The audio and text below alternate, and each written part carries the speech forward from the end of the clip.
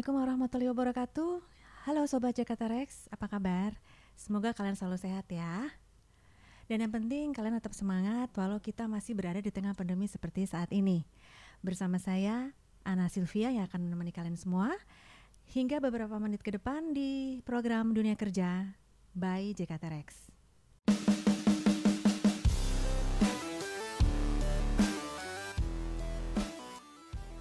Well, seperti biasa di program Dunia Kerja, kita akan membahas mengenai hal-hal yang menarik seputar dunia kerja, seputar pekerjaan. Dan di episode kali ini, kita akan membahas mengenai HRD, atau bisa kita sebut juga Human Resource Department. Bersama bintang tamu yang sudah hadir di studio saat ini, beliau adalah seorang HRD dari suatu perusahaan swasta di Jakarta.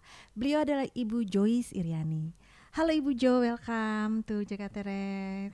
Terima kasih Mbak Ana. Ya, Ibu sehat ya? Sehat, alhamdulillah. Seger banget nih Bu, pakai pink-pink gitu ya. Oke. Gimana Bu tadi macet ke sini? Kalau untuk saat ini sih jalanan agak legang ya, karena mungkin ada WFH, jadi nggak terlalu macet. Betul ya, begitu ya. Kemudian untuk yang demo kemarin gimana Bu? Pas lagi WFH atau?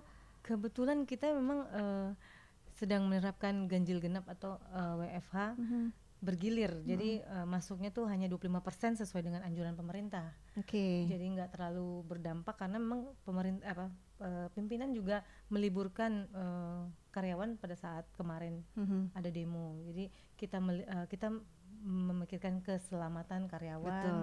Daripada nanti masuk dapat mungkin kebetulan kalau karyawan yang dapat jadwal untuk masuk terus ketemu sama pendemo ya kan. Jadi kita menjaga jangan sampai terjadi hal-hal seperti itu. Iya, pokoknya tetap selalu menerapkan protokol kesehatan ya Bu ya. Benar, walaupun itu di kantor gitu ya, betul, ataupun yang keluar kantor gitu ya. Betul sekali Mbak Ana. Oke, baik Bu, kita akan langsung aja ke topik kita di episode kali ini. Kita akan membicarakan mengenai HRD. Kebetulan Ibu kan berprofesi sebagai seorang HRD nih Bu, gitu kan ya. Nah, ini sudah berapa lama ya Ibu menjalani profesi sebagai HRD Bu? Mungkin bisa diceritain ke Sobat Jakarta Rex. Kalau untuk HRD, saya memulai karir sebagai HRD itu di tahun 2010. Jadi 2010 artinya udah 10 tahun yang lalu ya. Yes. Ya, jadi saya berkecimpung di HRD itu mulai dari 2010. Oke. Begitu, Mbak. Sampai sekarang berarti udah hampir 10 tahun ya. 10 tahun ya. Oke. Wow, sudah expert banget nih Sobat Jakarta Rex ya. Oke. Kemudian tantangan yang terbesar Bu selama Ibu menjalani profesi sebagai seorang HRD itu gimana Bu? Bisa diceritain nggak nih? Ya, tantangan terbesar HRD itu saat saya harus mendukung penuh semua kebijakan pimpinan tanpa mengabaikan aspirasi daripada karyawan. Jadi saya juga harus bisa memenuhi aspirasi karyawan. Selain saya harus mendukung kebijakan penuh dari perusahaan, saya harus berpikir untuk kesejahteraan karyawan juga, seperti itu. Oke, jadi bagaimana caranya Ibu harus turun ke lapangan, mensosialisasikan kebijakan dari pimpinan gitu Bu ya.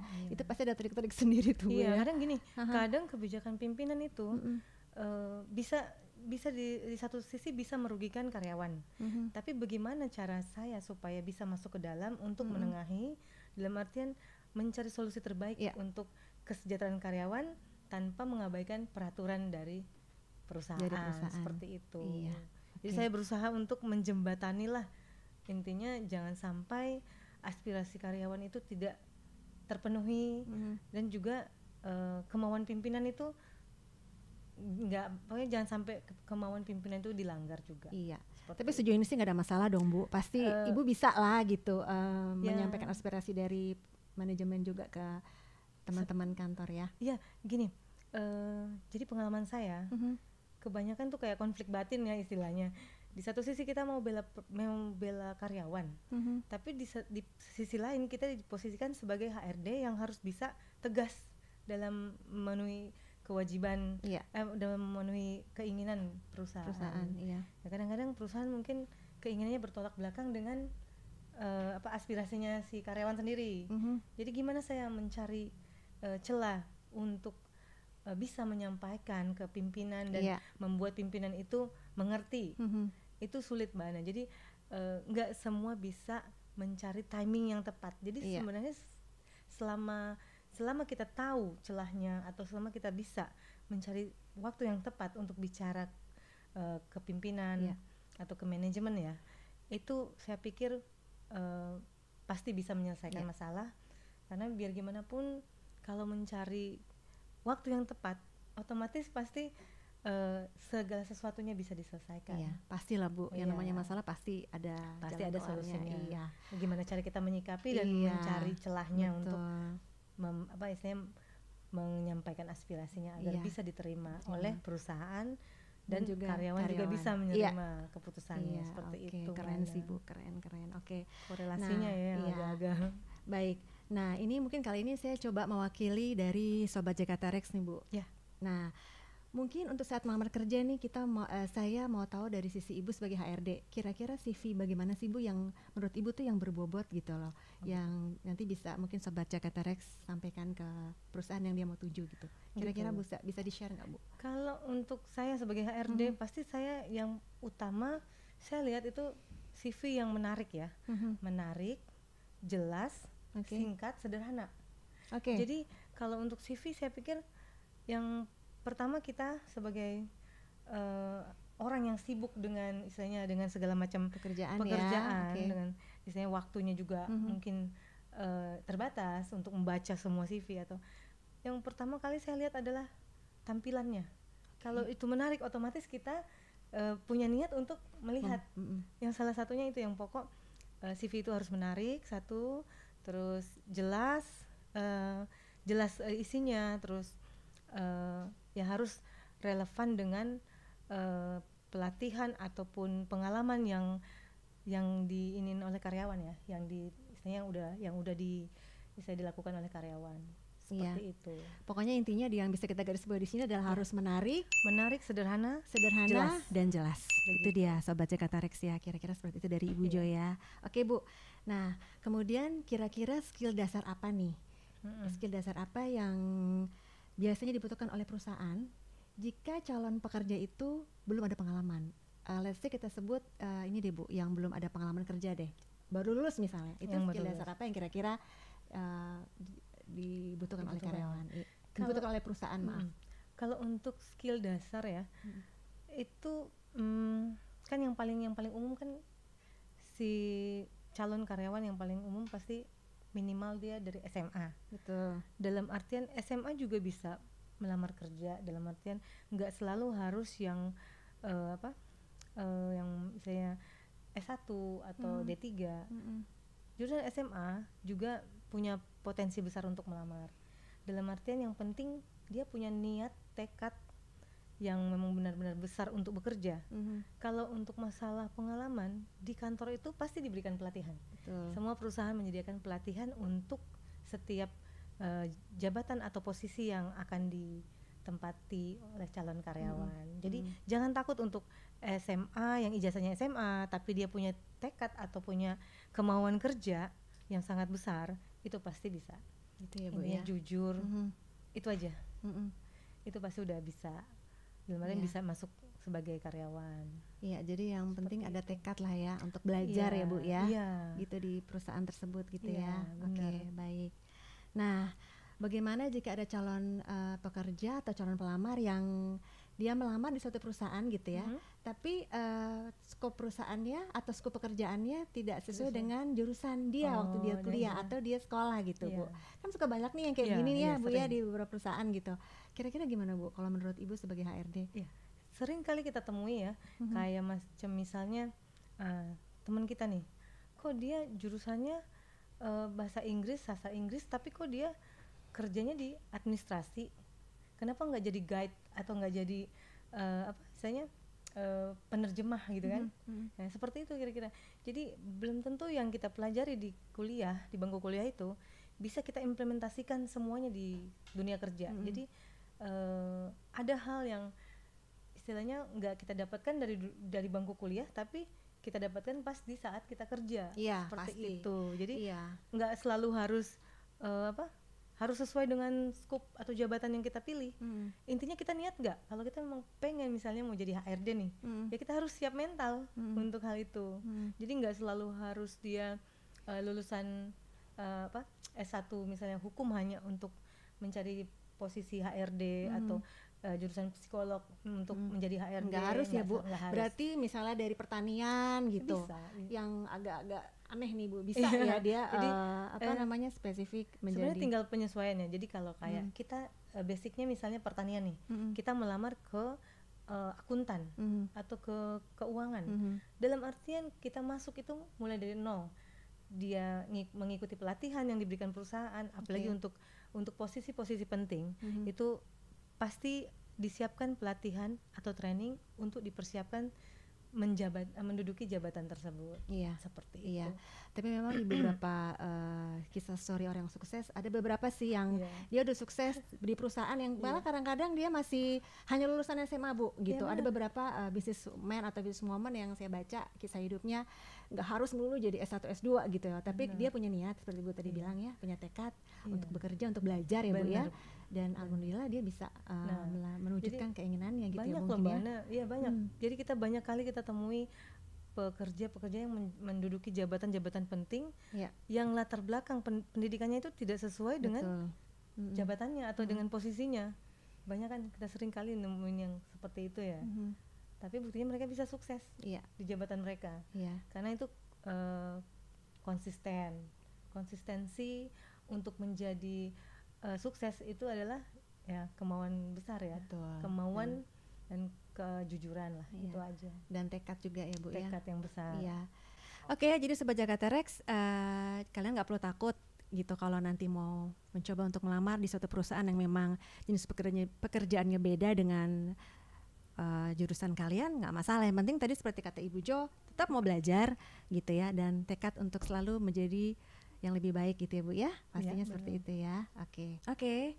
Kira-kira boleh cerita nggak Bu ke kita semuanya di sini dan juga untuk Sobat CKT Rex, suka duka selama Ibu menjadi HRD. Nah sekarang coba ke dukanya dulu nih Bu, kayak gimana tuh Bu? Iya, kita biasanya kan yang pahit-pahit dulu ya, yang kita ceritain, baru dapat manisnya. Selama saya jadi HRD, dukanya itu apa ya, banyak konflik batin yang terjadi di dalam dalam kehidupan saya. Dalam artian di sisi lain hati nurani saya bertentangan dengan keputusan yang saya ambil. Tapi ya kadang memang harus seperti itu. Jadi kalau saya mau kalau hanya memikirkan hati nurani, pastinya kebijakan itu nggak bisa saya penuhi ya. Jadi aturan itu nggak bisa saya tegakkan. Nah, tapi kalau saya ngambil keputusan untuk mengikuti aturan, plek begitu harus memang sesuai aturan, itu juga akan saya membebani saya. Karena saya tahu semua manusia itu sering tempatnya kesalahan ya, tempat melakukan kesalahan. Jadi saya pikir semua manusia punya kesempatan untuk diberikan kesempatan kedua. Nah tadi kan Ibu bilang nih ada konflik batin gitu ya. Kalau Ibu memutuskan sesuatu, itu boleh tahu nggak Bu kira-kira apa sih yang diputusin nih sampai Ibu tuh sampai konflik batin gitu loh Bu? Apa nih kira-kira hubungannya dengan karyawan berarti ya Bu ya? Seperti gini ya Mbak Ana, kayak saat pandemi sekarang ini, ada hal yang harus kita perjuangkan. Dalam artian perusahaan itu harus tetap jalan ya, perusahaan itu harus tetap istilahnya eksis. Nah, bagaimana caranya perusahaan tetap eksis sementara produktivitas itu tidak ada? Iya, betul. Ya kan? Jadi ada yang harus dikorbankan di sini. Kalau kita misalnya mengorbankan perusahaan dalam artian ya udah pokoknya kita cuma taunya karyawan tetap dipertahankan, tidak ada istilah pengurangan, gaji tetap jalan terus. Nah, kalau seperti itu kan nggak mungkin ya. Dalam artian harus ada pilihan yang saya pilih. Dalam artian mendukung kebijakan pimpinan atau memberikan masukan kepada pimpinan agar gimana caranya supaya kita tetap jalan tanpa mengabaikan karyawan. Istilahnya tanpa mengabaikan kebutuhan kelangsungan hidup karyawan. Seperti itu Mbak Ana. Jadi ya kayak kalau sekarang ini sih perusahaan masih tetap mempertahankan dalam artian sekalipun produktivitas kita tidak seperti sebelum zamannya pandemi ya Bu. Tapi bagaimana biar ini tetap berjalan tanpa mengorbankan karyawan. Jadi kita tetap berjalan, mungkin ada kebijakan-kebijakan yang kayak mengurangi uang makan atau ada potongan-potongan lah yang istilahnya untuk menselaraskan perjalanan perusahaan agar bisa tetap bertahan di masa pandemi seperti ini. Iya, betul. Begitu. Jadi memang seperti itu ya Bu ya, konfliknya ya gitu. Yang satu pihak Ibu harus menjaga perasaan karyawan, di lain pihak juga yang namanya manajemen juga punya aturan tertentu yang memang harus kita ikutin gitu sebagai seorang karyawan ya Bu, gitu ya. Dan keren sih Bu. Ya mudah-mudahan bisa ini ya Bu ya. Amin. Bisa lancar semuanya. Amin. Nah sekarang tadi kita udah ngomong soal dukanya Bu ya. Nah sekarang sukanya nih pasti banyak sukanya juga ya Bu ya sejauh ini. Ya sukanya yang pasti ya satu kesejahteraan, dalam artian kita kan di jabatan saya sekarang ini ada tunjangan lah ya istilahnya. Namanya tunjangan HRD itu ya lumayan, dalam artian satu sisi kita punya kesejahteraan yang misalnya di iniin oleh saya dipikirkan oleh perusahaan sebagai bentuknya tunjangan, dalam bentuk tunjangan. Sisi lain saya mendapatkan ilmu-ilmu di luar bangku kuliah ataupun di luar sana pun tidak ada ilmu-ilmu yang istilahnya seperti yang saya temukan di saat menjalani profesi sebagai HRD. Dalam artian pelajaran hidup yang sekaligus langsung saya dapatkan dari pengalaman saya. Jadi itu hal yang gak bakalan saya dapetin di luar sana. Itu gak ada di bangku kuliah ataupun di ya istilahnya gak ada ininya, gak ada sekolahnya lah istilahnya. Iya. Jadi itu sekolahnya tuh belajar dari pengalaman aja. Dapat pengalaman, dapat relasi, dapat istilahnya kesempatan ya untuk bisa dapetin dapetin ilmu lah yang nggak bisa saya dapetin di luar sana ya. Oke. Karena kan memang Ibu harus berhadapan dengan karyawan ya Bu ya. Pasti secara personal nih Ibu harus menghadapi mereka. Nah ini saya mau tanya nih Bu, ada nggak sih karyawan yang suka curhat gitu? Gini misalnya contoh let's say produktivitas dia menurun nih Bu, Ibu lihat ini kok kerjanya misalnya dulunya bagus, tiba-tiba dia menurun nih.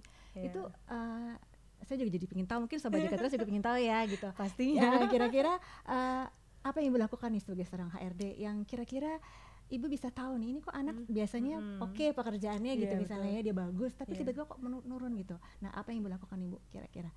Biasanya saya panggil secara pribadi ya. Saya panggil dalam artian konteksnya bukan sebagai HRD, sebagai teman dulu. Jadi by personal ya jatuhnya karena ya. Nggak semua bisa mengungkapkan apa yang menjadi ganjilan di hati mereka ya. Karena dia harus trust dulu sama Ibu nih, udah cerita kan. Mendapatkan kepercayaan karyawan itu yang utama. Dalam artian gini, mereka akan bercerita saat mereka merasa dekat dengan saya. Tapi pada saat mereka ngerasa ada batasan antara HRD dengan karyawan, itu mereka pasti menarik diri dan nggak bakalan mau ngomong. Dalam artian saya berusaha untuk pendekatan secara personal, dalam artian saya bisa menjadi teman dalam mendengarkan keluhan kesah mereka ya Bu ya gitu ya. Jadi selama ini saya melakukan hal seperti itu. Jadi saya mendekati secara personal, terus saya bertanya misalnya kenapa kok ada yang berubah gitu. Apa karena mungkin pekerjaannya yang nggak mampu istilahnya mungkin dia overload ya, tapi nggak bisa menolak gitu. Jadi memang banyak kita temukan di luar sana ya, tekanan batin, tekanan pekerjaan, terus belum lagi nanti dia dimutasi, ya itu kadang-kadang mempengaruhi produktivitas karyawan. Atau mungkin ada masalah pribadi mungkin Bu, kadang-kadang kebanyakan seperti itu ya. Kalau masalah pribadi bukan hal yang besar ya kalau di selama ini yang saya itu, tapi kebanyakan kayak masalah pekerjaan, mungkin atau tim, kadang-kadang dia ditempatkan pada tim yang dia ngerasa nggak bisa menyatu sama tim. Sementara masalahnya itu sebenarnya dari dianya sendiri, dia nggak bisa membuka diri untuk tim. Nah kalau kayak udah biasa kerja tim itu, pasti kita bisa apa aja deh bisa nyatu lah, mau dipindahin dimanapun bisa. Betul. Tapi ada karyawan yang sifatnya kan nggak semua orang sama ya. Sifat karyawan itu misalnya dia memang independen, dalam artian dia tuh bisanya cuma kerja sendiri gitu. Dia nggak mau bukan nggak mau sebenarnya, nggak bisa untuk mendelegasikan pekerjaannya karena dia maunya pokoknya udah Apa-apa dia sendiri ya Bu ya? jangan jadi Oke. ada tipikal orang yang nggak bisa ditempatkan dalam tim. Dalam artian dia memang udah terbiasa dengan itu sendiri. Nah, gimana kita menyikapinya ya kayak gitu. Kita memberikan ya pekerjaan ya kalau memang dia memang butuh baru kita istilahnya ya udah kalau memang kamu butuh orang kamu tinggal. Tapi sepanjang dia nggak mau diganggu atau dia merasa bisa, ya kita biarkan, kita kasih kesempatan dia untuk mengembangkan. Tapi sih kebanyakan awalnya aja yang nggak bisa bekerja sama, tapi lama-lama karena kita di kantor itu kan namanya satu kantor, otomatis nanti saling membutuhkan lah ya. Otomatis dia nanti pasti akan membutuhkan kayak tenaga buat fotokopi atau apa, kan nggak mungkin dilakukan sendiri ya. Mulai dari situ lama-lama pelan-pelan akhirnya dia bisa. Pasti kalau makin lama menjalin pertemanan atau apalagi satu kantor kalau udah usianya bertahun-tahun, maksudnya usia kerjanya udah bertahun-tahun, otomatis udah bisa saling menyatukan. Mungkin kalau misalnya di perusahaan itu untuk lebih menyatukan karyawan suka ada apa Bu? Jalan-jalan keluar ya, kayak semacam outing ya, gitu ya. Itu family juga gathering, suka Ibu lakukan juga di perusahaan Ibu? Perusahaan kita ya selalu mengadakan kegiatan seperti outing, family gathering seperti itu. Kemudian ada acara misalnya program acara 17-an gitu misalnya suka Kita banyak sering. tuh. Itu mungkin sebagai bentuk untuk lebih mendekatkan karyawan satu dengan karyawan lain gitu ya Bu ya. Benar. Salah satu caranya juga seperti itu benar. ya. Oke. Jadi kita lebih mementingkan persaudaraan juga di sini. Jadi kalau misalnya karyawan baru tuh kadang-kadang kan ngerasa aduh gue masih baru, betul. Ini senior ini. Ya kita saat kita outing kita melepaskan semua embel-embel di belakang nama kita. Misalnya HRD nggak ada HRD kalau lagi di outing, nggak ada juga istilahnya yang kepala operasional atau manajer, nggak ada. Jadi kita semua sama gitu sama ya. Kita semua melepaskan semua jabatan di kantor saat kita bersama-sama melakukan acara outing ataupun family gathering seperti itu. Baik Bu, oke deh. Nah sekarang terakhir sih Bu, tolong di-share ke Sobat Jakarta Rex sih bagaimana tips and tricks untuk calon pekerja yang mau melamar di suatu perusahaan Bu. Mungkin bisa di-share ke kami, ke Sobat Jakarta Rex. Oh gitu ya. Kalau saya intinya sebagai calon karyawan kita harus mempersiapkan diri terlebih dahulu. Apalagi kita udah tahu ya posisi apa yang kita inginkan saat kita mau melamar nanti. Jadi bekalnya itu mempersiapkan diri satu, kedua tekad, harus mempersiapkan diri. Dalam arti mempersiapkan diri udah sekaligus include sama tekad yang bulat, terus juga kejujuran. Dalam dunia kerja itu yang utama tekad dan kejujuran. Itu aja sih. Tekad, kejujuran dan mau belajar kali Bu ya. Betul. Gitu. Itu aja. Yang paling pokok kalau kita mau belajar semuanya pasti bisa kita lakukan. Nggak ada hal yang mustahil atau nggak ada yang nggak bisa. Semua bisa dipelajari. Yang penting kemauan. Orang-orang yang mau kerja itu orientasinya pada gaji, gaji dan jabatan. Jadi nggak semua yang kita mulai itu harus gede gajinya. Jadi kebanyakan kalau saya sih prinsipnya gini, kamu lakukan dulu tugasmu, baru kita menilai apakah kamu layak mendapatkan gaji sekian gitu kan. Jadi kemampuan kamu, kinerja kamu lah yang membawa gaji kamu jadi besar. Kalau kamu misalnya punya potensi ya otomatis kita menilai kinerja kamu dengan istilahnya mengapresiasi kinerja kamu dengan gaji yang sesuai dengan kinerjanya. Otomatis kan seperti itu. Jadi jangan selalu berharap saya mau gajinya gede gitu. Kalau namanya kita baru kerja, ya udah kita ikutin dulu. Tunjukkan prestasi kamu, baru kamu akan dapat berharap pada gaji yang seperti yang kamu inginkan. Gitu. Dulu. Jadi kamu tunjukkan dulu kinerja kamu seperti apa. Kalau kamu memang punya dedikasi tinggi, loyalitas, perusahaan nggak segan-segan memberikan kamu nilai yang istilahnya sesuai dengan yang usaha kamu lah istilahnya. Usaha itu nggak bakalan menipu hasil ya. Oke Sobat Jakarta Rex, berarti yang perlu digarisbawahi adalah mau belajar, jujur ya Bu ya, dan bekerja keras. Tekad juga ya Bu ya pastinya. Oke deh kalau begitu. Thank you Bu Jo, terima kasih banyak sudah hadir di studio Jakarta Rex. Mudah-mudahan apa yang tadi kita sudah omongin bisa bermanfaat dan menginspirasi Sobat Jakarta Rex semua. Iya. Oke, dan buat kalian Sobat Jakarta Rex, saya tidak pernah bosan-bosannya untuk mengingatkan kepada kalian untuk selalu menjaga protokol kesehatan sebagai bentuk tanggung jawab kita kepada diri kita sendiri dan juga kepada orang lain, yaitu dengan menerapkan 5M, mencuci tangan, menggunakan masker, menjaga jarak, menjauhi kerumunan, dan meningkatkan imunitas tubuh. Dan yang penting, satu hal lagi adalah selalu beribadah, meminta kekuatan kepada Yang Maha Kuasa agar kita selalu berada dalam pelindungannya. Amin. Iya. Oke, thank you for watching. Jangan lupa like, subscribe, share, and comment. Sampai ketemu lagi di episode berikutnya. Wassalamualaikum warahmatullahi wabarakatuh. Tetap semangat, salam sehat, salam Jakarta Rex. Bye-bye.